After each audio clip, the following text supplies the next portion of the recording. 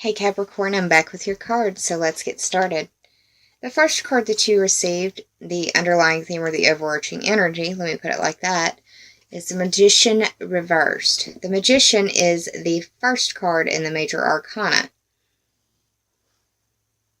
That for me represents the first house, and Capricorn, you've got a lot of energy in your first house. Mercury's moving in there. We'll go retrograde, which really speaks to the Magician being reversed for me. The sun will be moving in there at the end of the month. We'll have a new moon here at the end of the month. So yeah, the Magician, first house, that's your personality, your physical body, and your appearance. Speaking to the astrological first house, that's how I read the numbers. But the Magician as a Major Arcana card represents Mercury, and Mercury is going retrograde in your first house. It's in the sign of Capricorn. That is your first house. For me, this card represents your difficulty problem solving, making connections, even your perception probably being affected or skewed in some way.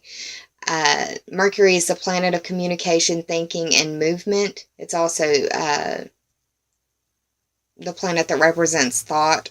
So, yeah, I see this really hitting your problem solving skills. Good news, Mercury will go station direct at the beginning of the new year on January 7th or 8th, depending on where you live on the planet. So just be careful in your communication, dealing with your communication devices and how you speak and how people understand you. I found that during a Mercury retrograde, it's always a good idea to follow up anything that you say with, does that make sense? Just something that I've learned. Now, the first card in your top three for clarity is another Major Arcana. This is the High Priestess, and she is the second card in the Major Arcana. The High Priestess represents the moon. The moon is the ruling luminary of Cancer, so this may speak to a Cancer in your world in some way, somebody who has some Cancer energy. But the moon represents the unconscious. It also speaks to your response, your intuition, and your feelings. The High Priestess as a Major Arcana card represents your feelings, the expressing of your emotions, or possibly the harboring of secrets. With Mercury going retrograde, there may be secrets or, secrets coming out. Possibly. The second house speaks to the house of Taurus, and that's the house of your money, your earning ability, your self-esteem. It's your values. It's your possessions. It's anything you could point to and say mine would qualify.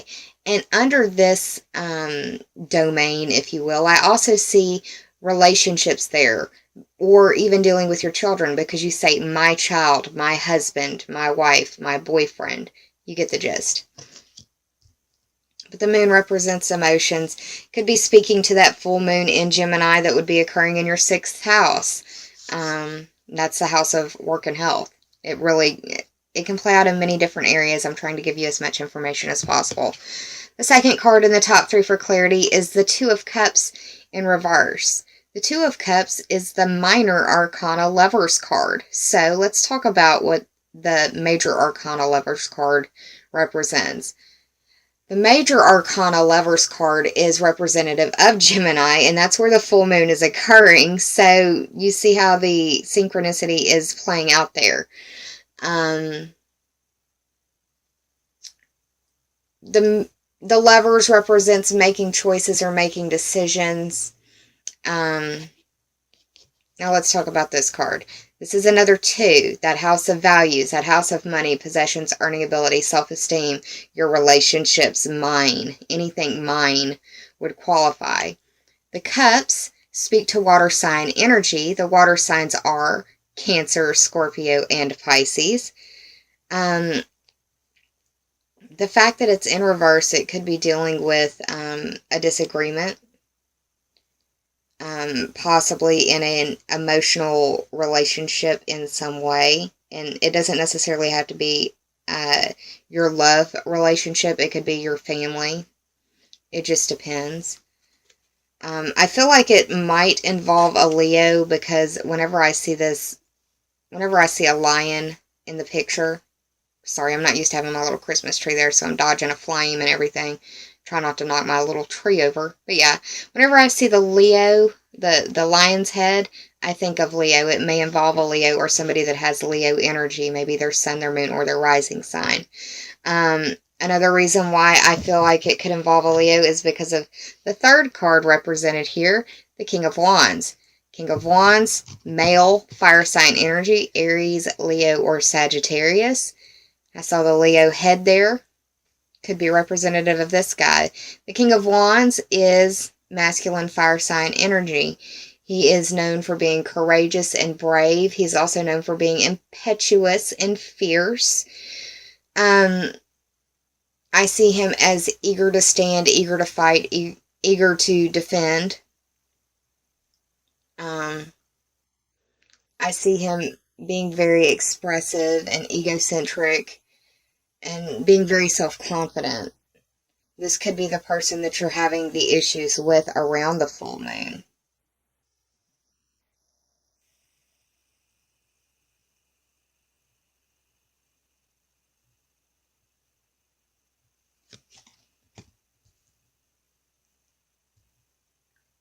I did the math total for this spread, and it really kind of backs up what I'm talking about. We've got the 2 for the High Priestess, 2 for the Two of Cups, and 1 for the Magician. That's 5. And that speaks to the house of Leo. That's the house of your creation. That can be your children or your creative endeavors. This is a house where you have skin in the game. This is the house of your social life and your pleasures. It's the house of romance, dating, and falling in love. So yeah, I feel like it might be miscommunication, dealing with a love partner or somebody that you have a love relationship with. It doesn't necessarily have to be a love partner. It could be dealing with somebody in your family. But it's skin in the game type situation in the house of Leo. So Leo's playing out pretty strong here. And the way that the cards fell, I feel like it's really going to be around the full moon. Looking at the timing, that full moon's going to be the 12th or the 13th or the 14th of the month, depending, dealing with work and health or possibly a Virgo. We'll see. I'm going to move on to your oracle cards. The first is the 22nd card of the Sacred Rebels Oracle deck by Elena Fairchild. This card is She Feels, She Knows. 2 plus 2 is 4. That speaks to the house of Cancer, which rules home and family. Home is where you live or where you consider home to be. Family is who you share your home with. That can be your parents. That can be your spouse, your partner, your children, your fur babies, your roommates, housemates, etc.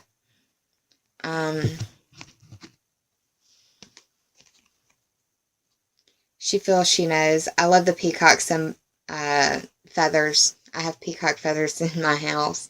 I just think they're beautiful. I love what they represent. You can go Google that if you feel so led. Maybe some extra knowledge there for you. But in this card represents that right now you need to think in the terms of your long-term happiness. Right now is the best way for you to view the situation, and that you will understand the situation and circumstances that you're going through better with hindsight. You need to trust in your intuition and let it guide you. That right now you're in a time of preparation, and the struggle that you are enduring now it's not for, well, it's to make sure that you've got a stronger foundation within yourself. Whenever I see this card, I think of the broken bone analogy. And I say it like that because I have several bones that I have broken in my feet. And there's really nothing they can do about it. I'm really clumsy. But when you break a bone, yes, it hurts, but once that bone has healed, that bone is stronger there at that once broken point than the rest of the bone. So it's like you're undergoing this construction period, you're undergoing this preparation phase. But it's to build a stronger foundation within you. The second card that I pulled for you is Listening for Truth. This is the 36th card in the Sacred Rebels Oracle deck. And she's listening to a seashell. Her eyes are closed, which always speaks to using your intuition. The High Priestess here, even more so representing the fact that your intuition is something you need to follow right now. And your intuition may be really high around the full moon. 3 plus 6 is 9, which speaks to the Sagittarius ruled house of long distance trips, adventures, and questing. It's dealing with higher education. It's dealing with the study of philosophy and religion, astrology. It's the study of, it's really your worldview expanded.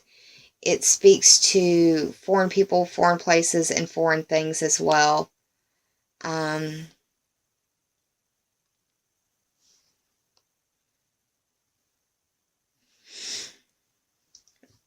When I see this card, I feel like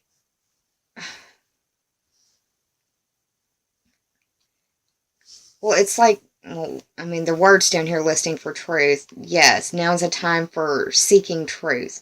And when I did debate, there was a debate team that had a slogan on the back of one of their team shirts that said, follow seekers of truth. And that really struck a chord within me, because people who are seeking the truth are willing to accept other explanations or other ideas. People who say that they have found the truth act as though they have a commodity on it. And that's how I interpreted it anyways. But listen to the seekers of truth is something I think about when I see this card. The truth definitely speaks, and sometimes it can whisper, and other times it can scream. And that, don't give up. You need to open your heart to healing, and truth will always prevail, even if it feels like it's an eventually type situation. And get out in nature, and you'll find the healing that you are desiring, on even if it's a soul level.